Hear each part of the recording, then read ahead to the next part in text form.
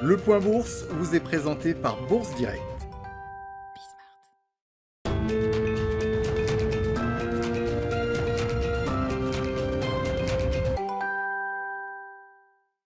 Clôture dans le rouge ce soir pour le CAC 40 au terme d'une séance passée intégralement en recul pour l'indice parisien.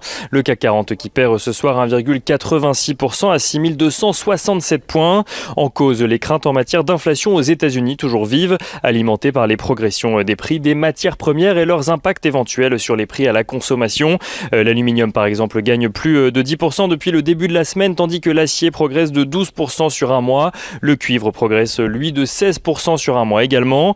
En ce qui concerne les matières premières agricoles, les tendances sont similaires avec le sucre par exemple, dont le cours s'envole de plus de 30% sur une semaine, tandis que le café voit son cours gagner 60% sur une semaine également. En ce qui concerne le pétrole, donc dans les matières premières toujours, si la tendance est à la hausse sur le long terme, les deux principaux indicateurs, à savoir le baril de Brent ou le WTI, sont eux en léger recul ce soir après les progressions d'hier, des progressions liées aux craintes en lien avec la cyberattaque d'un oléoduc aux États-Unis. Des craintes inflationnistes alimentées également par les dépenses conséquentes des plans de relance du gouvernement Biden. Sur ce sujet, Larry Summers, ancien secrétaire au Trésor de Bill Clinton, s'est exprimé hier et a alerté Joe Biden sur le risque de créer, je cite, une situation hors de contrôle aux États-Unis avec des dépenses supplémentaires. Dans ce contexte, le rendement obligataire à 10 ans aux États-Unis remonte à 1,62% et les investisseurs devraient donc suivre de très près l'indice des prix à la consommation pour le mois d'avril qui sera publié demain aux États-Unis. En attendant, on peut regarder quelques statistiques en Europe ou en Asie. On commence avec l'indice ZOO du sentiment des investisseurs allemands qui dépasse les attentes au mois de mai et ressort à 84,4 points sur le mois, soit près de 12 points de plus qu'attendu par le consensus et 14 points de plus qu'au mois d'avril. Statistique toujours, mais en Chine à présent, on note que l'inflation en Chine progresse de 0,9% au mois d'avril, son rythme le plus rapide depuis 3 ans. Une inflation portée là aussi par l'envolée des cours des matières premières. Les prix à la production progressent de leur côté de 6,8%, soit légèrement plus qu'attendu par le consensus.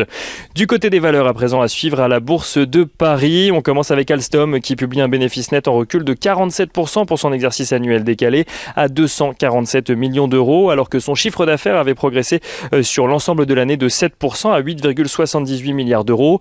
Le recul du résultat net s'explique par le rachat en fin d'année dernière de la branche transport de Bombardier et notamment par le passage d'une provision de 632 millions d'euros pour faire face aux risques sur les contrats de l'entité rachetée.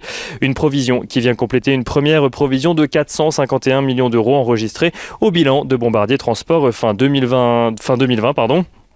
Des annonces qui n'ont pas plu aux investisseurs et le titre Alstom qui perd 2,84% ce soir. On note ce soir toujours que Renault voit son titre plonger de son côté en cause l'annonce d'une perte liée à Nissan de 73 millions d'euros comptabilisés dans les comptes de Renault pour le premier trimestre. Le constructeur japonais a en effet annoncé de son côté une perte d'exploitation de 1,13 milliard d'euros, un niveau que le groupe n'avait pas atteint depuis 12 ans.